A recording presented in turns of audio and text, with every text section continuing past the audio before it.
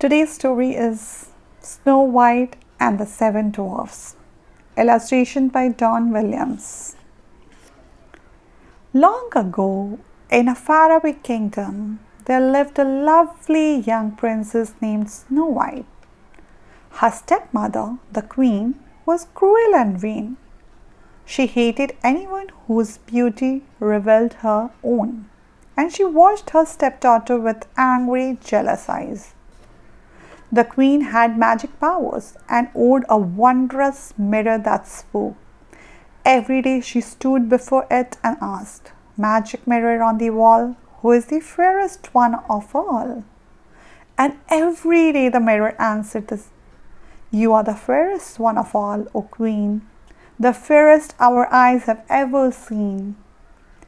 As time passed, Snow White grew more and more beautiful, and the queen grew more and more envious. So she forced the princess to dress in rags and work from dawn to dusk. Despite all the hard work, Snow White stayed sweet, gentle, and cheerful. Day after day she washed and swept and scrubbed, and day after day she dreamt of a handsome prince who would come and carry her off in his castle. One day, when the queen spoke to the mirror, it replied with the news she had been dreading. There was now someone even more beautiful than the queen, and that person was, yes, Snow White. The queen sent for her huntsman. "Take Snow White deep into the forest," she said, "and there, my faithful huntsman, you will kill her." The man begged the queen to have mercy, but she would not be persuaded. "Silence," she warned. "You know the penalty if you fail." The next day, Snow White, never suspecting that she was in danger, went off with the huntsman. When they were deep in the woods, the huntsman drew his knife. Then suddenly he fell to his knees. "I can't do that. I can't do it," he sobbed. Forgive me. Forgive me." He told her it was the queen who had ordered this wicked deed. The queen gasped. "Snow White, she's jealous of you," said the huntsman.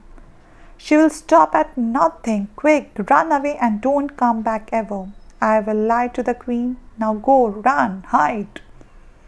Frightened, Snow White fled through the woods. Branches tore at her clothes. Sharp twigs scratched her arm and legs. Strange eyes stared from the shadows. Danger lurked everywhere. Snow White ran on and on. At last, Snow White fell wearily to the ground and began to weep. The gentle animals of the forest gathered around and tried to comfort her. Chirping and chattering, they led her to a tiny cottage. "Oh," said Snow White, "it's adorable, just like a doll's house." But inside, the little tables and chair was covered with dust, and sink was filled with dirty dishes. "My," said Snow White, "perhaps the children who lived here were orphan and need someone to take care of them. Maybe they will let me stay and keep house for them." The animals all helped, and soon the place was neat and tidy.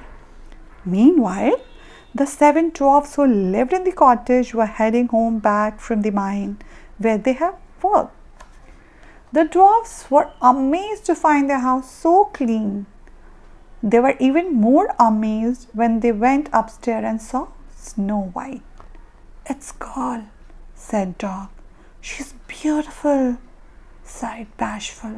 "Oh," said Grumpy, "she's going to be trouble, mark my words."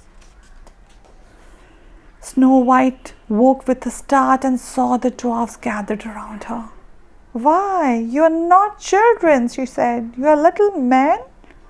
I read your names on the beds," she continued. "Let me guess who you are. You're Duck?" And you're bashful? You're sleepy. You're sneezy. And you are happy and droopy. And you must be grumpy. When Snow White told the dwarfs about the queen's plan to kill her, they decided that she should stay with them. We are asking for trouble, huffed Grumpy. But we can't let her get caught by that wicked queen,